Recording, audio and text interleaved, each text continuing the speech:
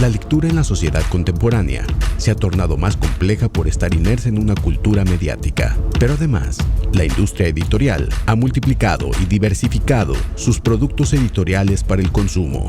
Una de las voces más destacadas de la literatura latinoamericana actual nació en México en 1956, hijo del filósofo Luis Villoro y de la psicoanalista yucateca Estela Ruiz Vilán. Cursó sus primeros estudios en el Colegio Alemán de México y obtuvo la licenciatura en Sociología en la Universidad Autónoma Metropolitana. Fue la lectura de perfil de José Agustín la que despertó su vocación literaria a los 15 años y lo condujo al taller de cuento de difusión cultural de la UNAM, impartido por Miguel Donoso en 1973. Escribió los guiones del programa radiofónico El lado oscuro de la luna en Radio Educación entre 1977 y 1981. Ha sido columnista en los periódicos Reforma, El Mercurio y El Periódico de Cataluña. Fue director de La Jornada Semanal. En 1991 publicó su primera novela, El disparo de Argón, a la que le siguieron Materia dispuesta, El testigo, con la que obtuvo el premio Herralde, otorgado por la editorial Anagrama,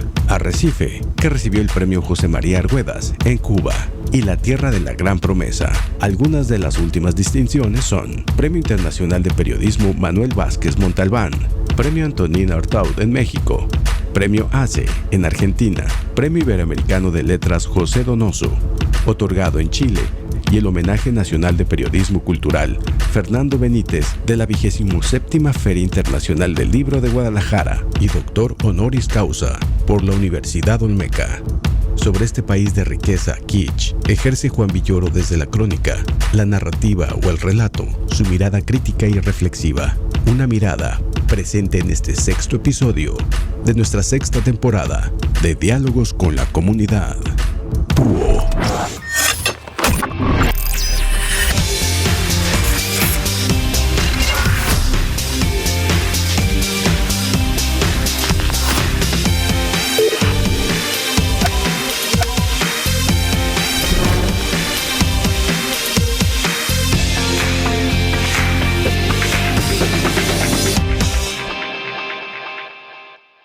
Hemos tenido la oportunidad de hacer muchos diálogos siempre a través de una cámara y una persona que está cerca aquí en México, en el extranjero, pero hoy tenemos la enorme ventaja de tener a don Juan Villoro aquí. Don Juan, bienvenido. Quiero mencionar esta fecha de 19 de octubre del 2023 porque para nosotros es una fecha que quedará en la memoria de la universidad porque es el día en la que esta institución, por determinación de la Junta de Gobierno, le entrega a usted con todos los merecimientos un doctorado honoris causa. Y además quiero señalarlo a quienes nos están viendo en las redes sociales, en TVT, que también transmite estos programas, en la sala de lectura que lleva el nombre de una persona que usted conoció, el doctor Lácidas García Dergen, que fue nuestro rector durante 13 años. Lo recibimos a usted este día. Muchas gracias. Ayer que estábamos en Gabolibro, cuando iba a la salida vi en la parte alta El infinito en un junco de Irene Vallejo, que es un libro muy interesante, porque sobre todo cuando lo empezamos a leer, no solo porque habla de este gran emperador macedonio, Alejandro, y de Ptolomeo, que gobernó sin ser egipcio a Egipto, pero sobre todo porque narra una parte que resulta interesante, cómo los monarcas de aquella época mandaban a robar los libros de otros territorios y cómo se generó la famosa Biblioteca Alejandrina, que todos la imaginamos, ¿no? Con esos rollos de papiro. Y bueno, usted señala el tema de Gutenberg, del libro, que ya lo conocemos como ese libro, ¿no? Todos recordamos el esfuerzo que hizo José Vasconcelos, el primer secretario de Educación, de hacer esta biblioteca, que algunos decían, yo heredé de mi padre esa biblioteca, y uno se preguntaba si en los años 21 o 22 del siglo pasado, donde cerca del 80% de las personas que vivían en ese país no sabían leer y escribir, si ese esfuerzo era adecuado. Pero José Vasconcelos lo defendía, ¿no? Como un esquema, ¿no? de esta, diríamos, colonización de las mentes para la lectura. ¿Eso es factible hoy, Juan? Yo creo que el empeño de Vasconcelos fue esencial porque él lo que hizo fue darle la oportunidad a muchísima gente de que entrara en contacto con libros clásicos, además en traducciones bastante accesibles. Algunos de ellos libros que pues han cambiado la cultura de Occidente, por ejemplo los Evangelios forman parte de los clásicos de Vasconcelos. La Revolución Mexicana no fue una revolución católica, pero los Evangelios son testimonios extraordinarios de la cultura humana. y entonces lo mismo Rabindranath Tagore, Platón, en fin, los distintos clásicos que él propagó. Yo creo que eso sigue siendo necesario. Son inagotables las lecciones que podemos nosotros aprender de la literatura.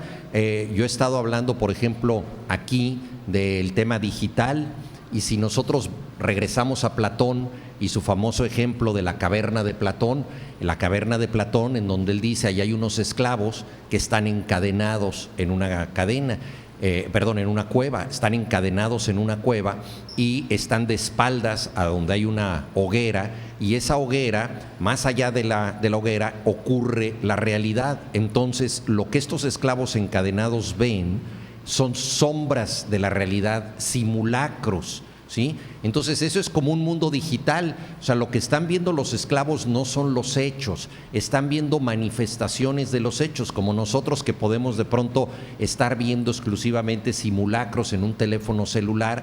Entonces dice Platón, la función liberadora de la mente es que estos esclavos rompan sus cadenas y pasen al mundo donde realmente suceden las cosas. Y eso muchos pensadores de muy distinta manera lo han dicho una y otra vez, ¿no? John Lennon en una canción dice, la vida es lo que sucede mientras hacemos otras cosas. O sea, muchas veces la sustancia de la vida, el aquí y el ahora, se nos escapa. Estamos haciendo algo y se nos fue. Y eso es cada vez más patente en un mundo donde estamos en las pantallas, donde nos tenemos que representar con un alias, con un password, con un número de identificación personal, un NIP, ¿no? Y entonces estamos interactuando con ese mundo espectral de simulacros. ¿Dónde queda la realidad? Yo creo que la lectura de textos de otro tiempo nos ayuda mucho a anclarnos en la realidad, porque si bien son reflexiones, son obras imaginarias, están hablando de la condición humana, están hablando de la psicología, y en cada libro susurra la voz de una persona. Y esa voz de una persona se comunica con nosotros, es realmente esta comunicación uno a uno que podemos tener. El ser humano es un ser social, pero yo creo que la comunicación profunda es siempre una comunicación compleja. Las relaciones que solemos tener con lo que ocurre en las redes sociales es una relación meramente binaria. O sea, estamos a favor o estamos en contra, damos un like o nos sumamos a un linchamiento. Alguien argumenta, pero argumenta a favor o en contra. No hay matices, no hay dudas. Es muy raro que alguien mande un tuit para decir, lo siento, me equivoqué, pido disculpas por lo que dije, o ya recapacité, o nadie se arrepiente. O sea, la gente simple y sencillamente expresa, manifiesta estas conductas extremas. La reserva del pensamiento complejo, y que el pensamiento complejo incluye la duda, incluye la recapacitación, incluye las contradicciones, todo eso está en los libros. Los libros nos llevan al pensamiento complejo, porque el ser humano no solamente depende de lo que sucede, sino de lo que es posible, y eso tiene que ver con contradicciones. Entonces yo creo que la lectura es un gran acervo de esto, y los libros clásicos son los que mantienen viva esa flama. Porque ¿qué es un clásico? O sea, un clásico no es un libro que alguien haya dicho, yo soy William Shakespeare y voy a escribir un clásico, ¿no? Ningún clásico surge como tal. La condición de clásico no depende del libro, depende de la lectura. O sea, es la gente la que decide, este libro es clásico. ¿Por qué lo decide? Porque me sigue dando mensajes que son necesarios. O sea, un clásico no termina de decir lo que tiene que decir, señala Ítalo Calvino. Entonces, cuando vemos nosotros unos jovencitos enamorados, decimos, son como Romeo y Julieta. O sea, Shakespeare nos sigue sirviendo de referencia. Cuando vemos una persona muy romántica, ilusionada, con unos ideales desbocados que a lo mejor lo llevan a la ruina, decimos, esa persona es un Quijote. O sea, nos sigue ayudando Cervantes a entender a la gente contemporánea. Entonces, los clásicos precisamente derivan su fuerza de eso, que son actuales. Al inicio de este diálogo comentamos sobre este libro, La figura del mundo, que usted explicó de manera muy puntual. No se trata de hacer una biografía, sino una descripción de un padre que tuvo desde luego influencia en usted, pero también de una familia. Ortega y Gasset, español, nacido a finales del siglo XIX y murió en el 55, escribió muchas obras y en la filosofía, igual que su padre, fue una figura importante, pero habla del hombre y sus circunstancias. No sé si a usted le ha pasado, pero yo a veces lucubro un poco qué hubiera pasado si mi abuelo, que le comentaba que nació en España, no hubiera dejado que su hijo, fue mi padre, viniera a México, se casara con una mexicana y tuviera toda esta descendencia. Su padre, que nació en 1922 en una España con un cambio muy significativo, era el final de la dictadura, Alfonso XIII había dejado de ser monarca y empieza la República, y le toca vivir desde muy joven un momento complejo en España, que fue sobre todo la guerra civil entre 1936-39, y esto lo obliga a transitar a un país diferente, ayer lo explicaba usted, ¿no? Un país que no entendía, aunque su abuela era potosina y obviamente la abuela de usted, la madre de él, obviamente eso era un entorno complejo. ¿Cómo se da este tránsito? ¿Cómo él absorbió ser un migrante? Hoy que hablamos de la migración, de esos aspectos en Ucrania, lo que está pasando seguramente ahora con esta guerra nuevamente entre Palestina e Israel, ¿cómo es vivir en un contexto y llegar a un país 1940, 41, en este contexto en donde México tenía una transformación de un México rural a un México urbano con cambios muy significativos? Sí, efectivamente, nadie escapa al momento que le toca vivir, al lugar donde nace, a la educación que tiene. Mi padre tuvo que enfrentar dos acontecimientos muy significativos: la Guerra Civil Española, que lo obligó a irse de España, y luego él creció en un internado de jesuitas en Bélgica, y la Segunda Guerra Mundial lo obligó a irse al país de su madre, mi abuela, que era México. Entonces, pues a causa de dos guerras imprevistas, cambió dos veces de país, llegó a México, y luego también a qué México llegó. Era un México ciertamente con pobreza, desigualdad, corrupción, violencia, que lo desconcertó mucho, pero también era un México con un gran impulso nacionalista en las artes, en la literatura, en la cultura, en la sociedad. Era el México postrevolucionario, en donde se estaban impulsando todavía movimientos como el muralismo, por ejemplo.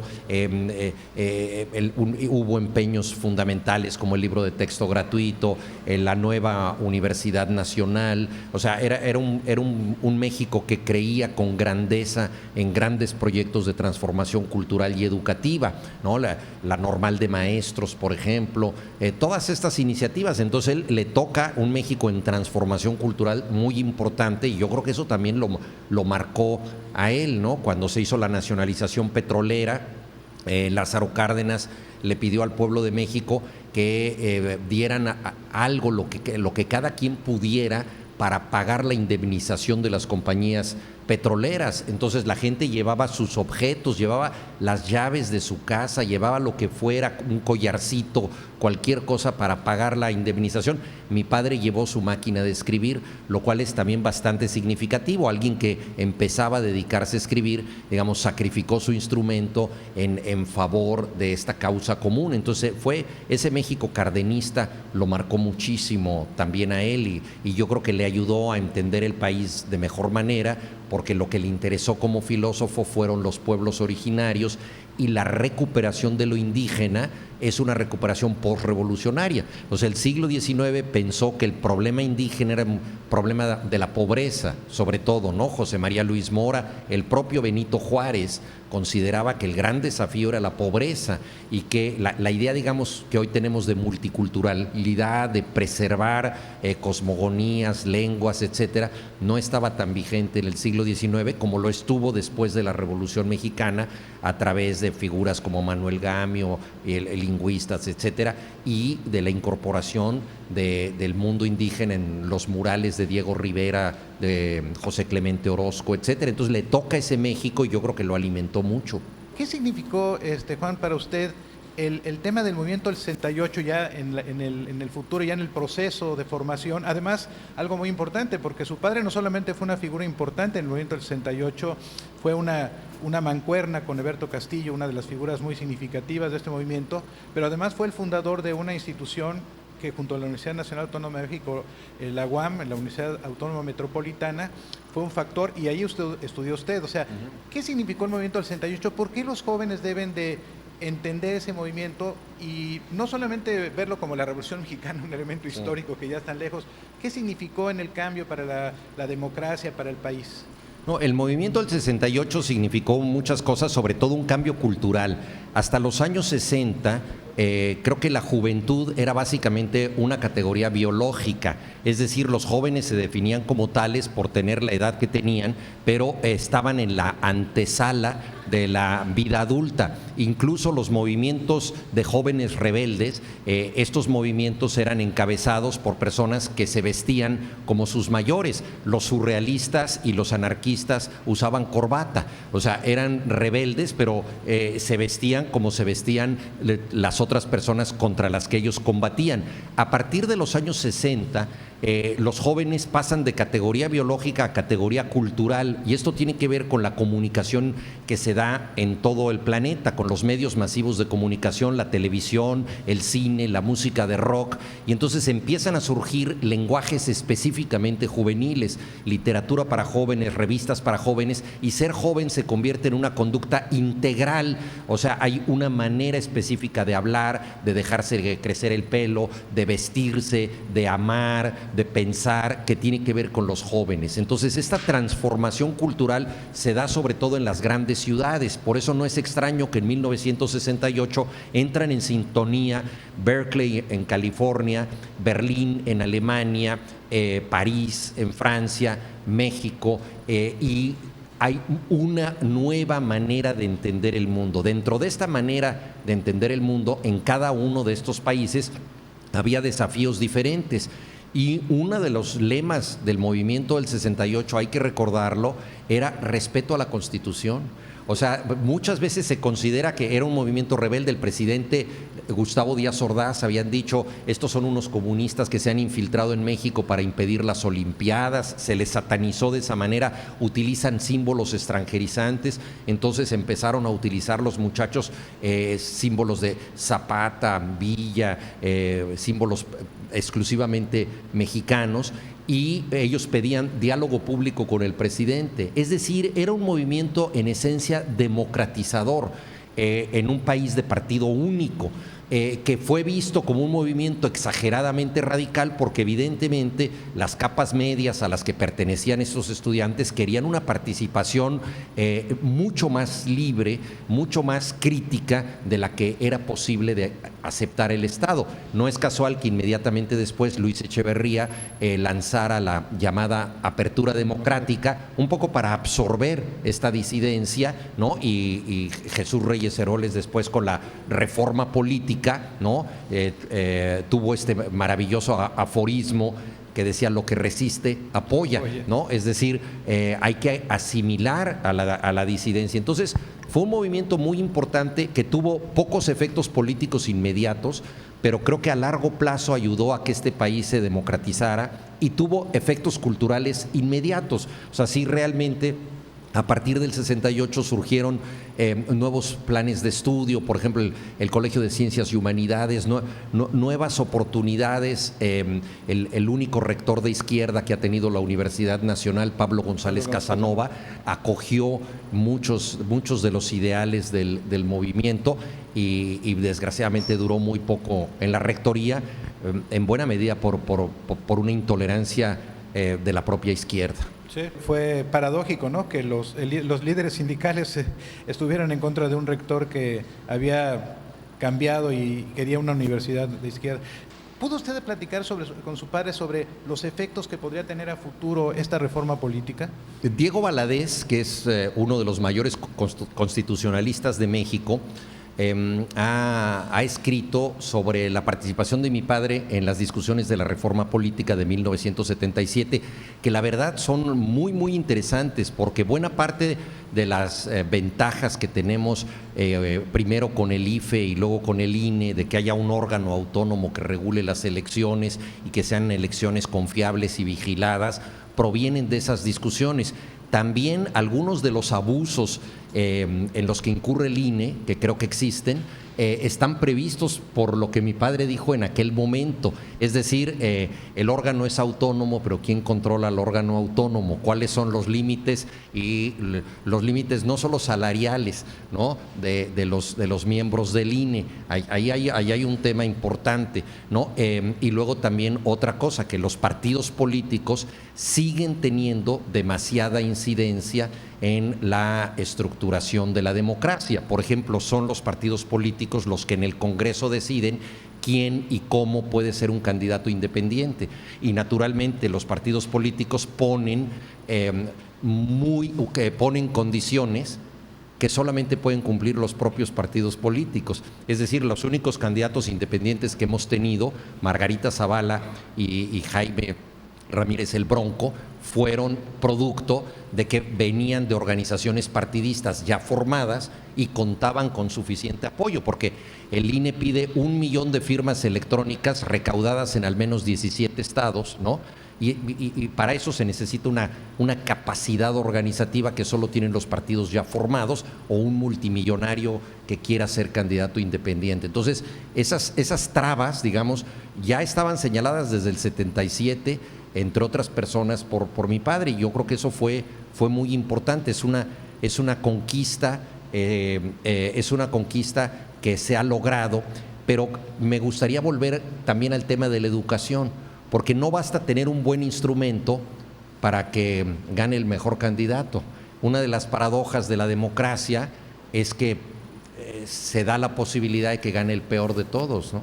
Eso pasó con Hitler, eso pasó con Trump y eso pasó con Felipe Calderón en México, ¿no? Entonces, ahí está el tema de la educación. O sea, no solo se trata de decir hay un instrumento para elegir, sino cómo lo valoramos, quién es verdaderamente el mejor, por qué, ¿no?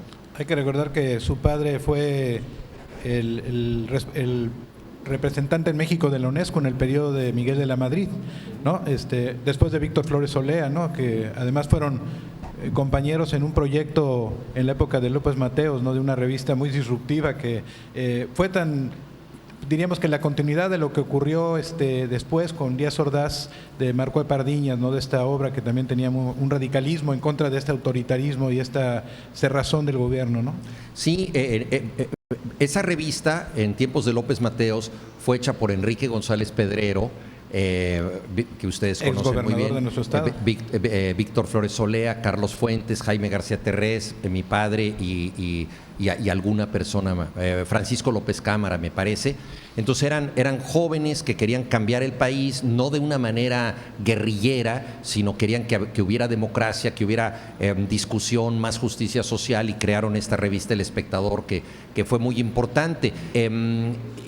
Con el tiempo, muchos de ellos encontraron en la gestión pública una manera de adelantar su agenda. Entonces, Víctor Flores Olea fue subsecretario de Relaciones Exteriores. Siendo subsecretario de Relaciones Exteriores, quiso que mi papá colaborara en la política exterior de México, justamente en la UNESCO, pues que es el espacio educativo por excelencia, y le tendió una trampa, porque le dijo a mi papá, oye, estoy pensando en una persona para la UNESCO, y mi papá jamás pensó que fuera él.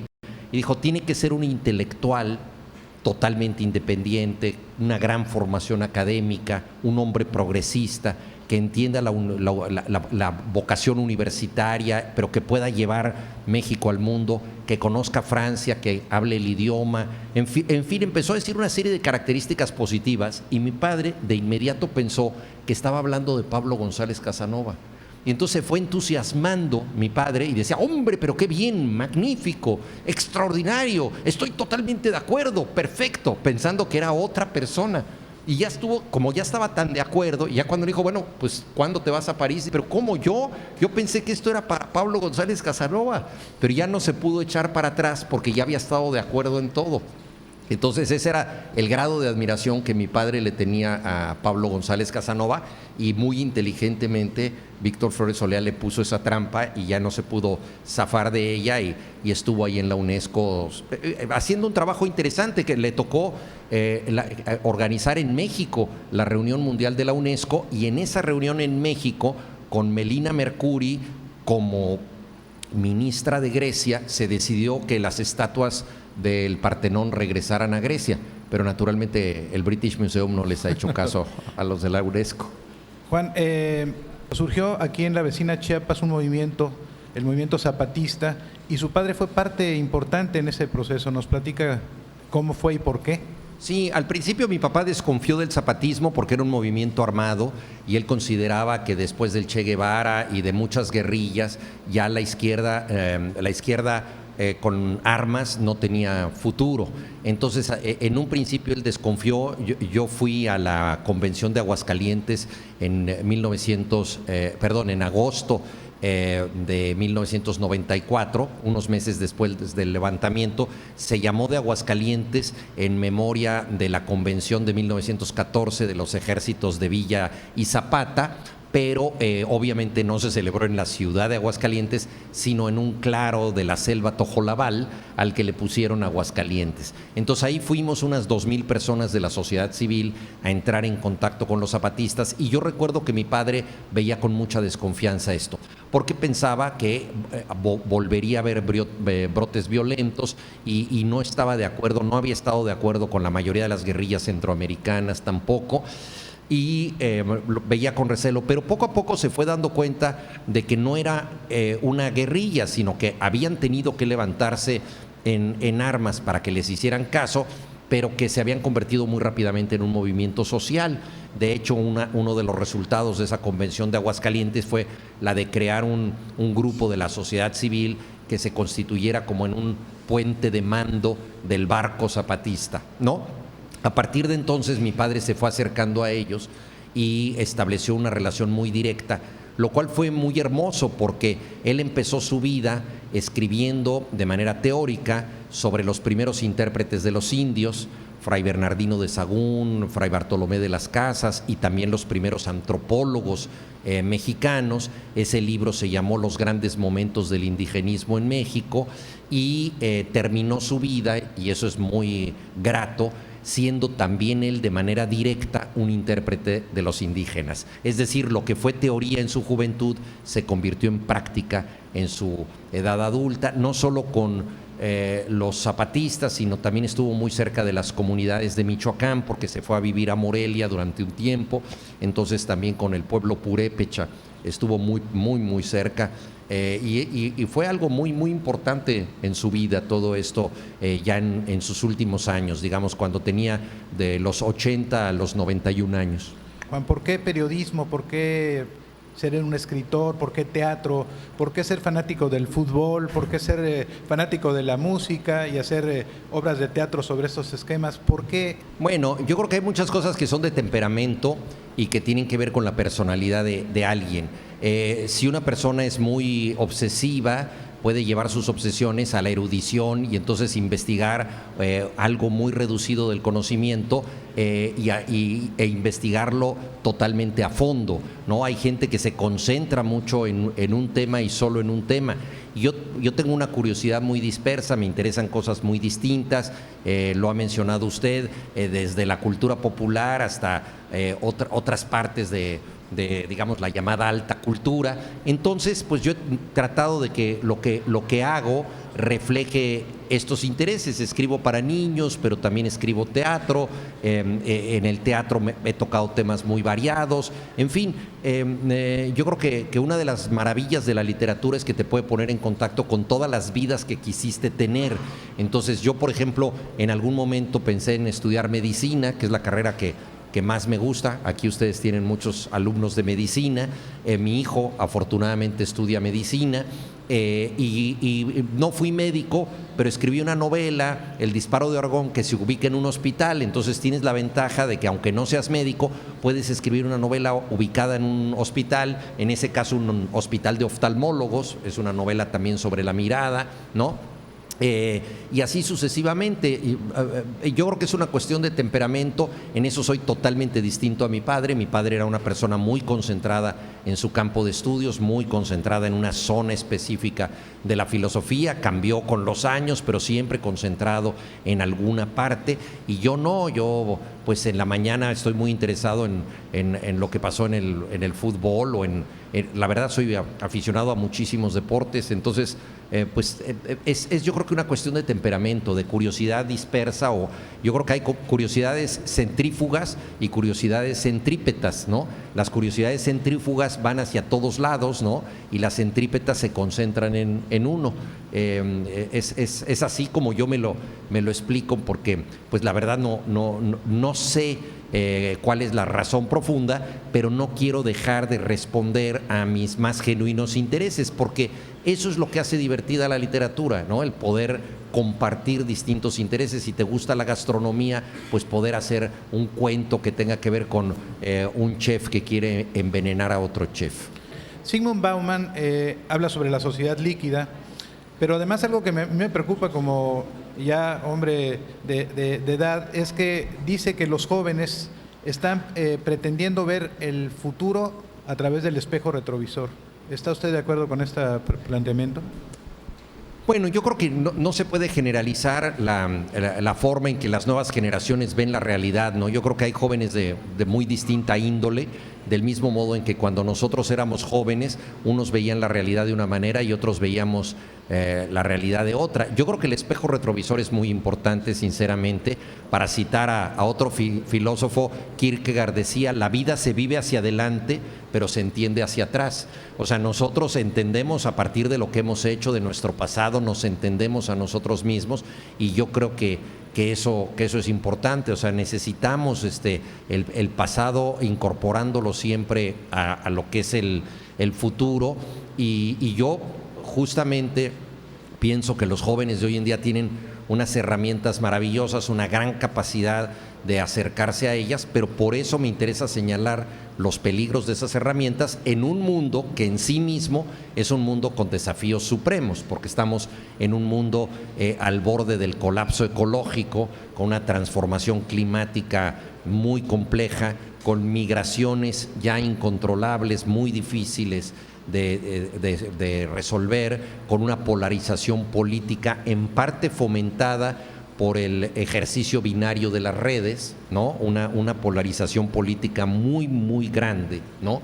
Que eso, el tema de la polarización y de lo binario contribuye a soluciones populistas, ¿no?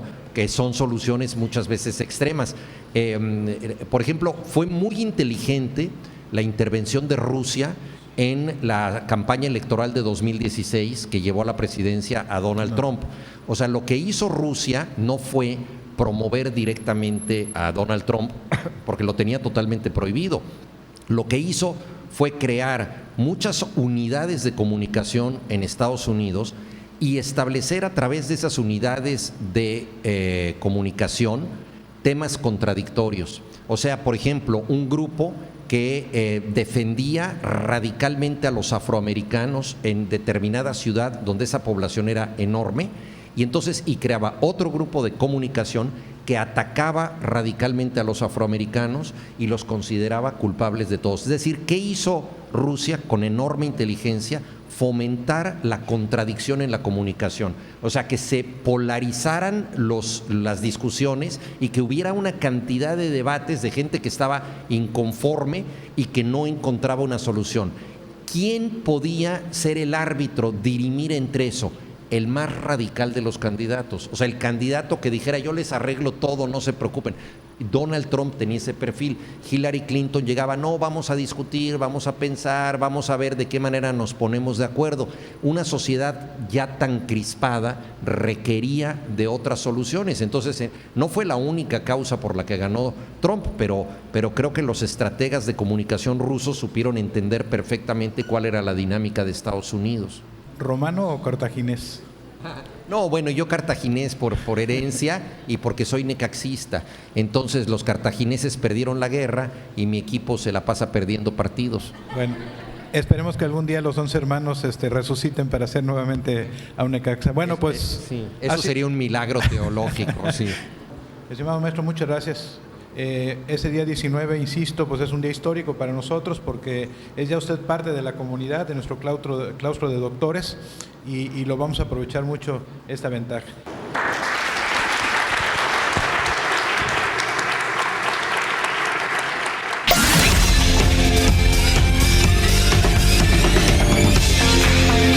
Universidad Olmeca. Raíz de sabiduría.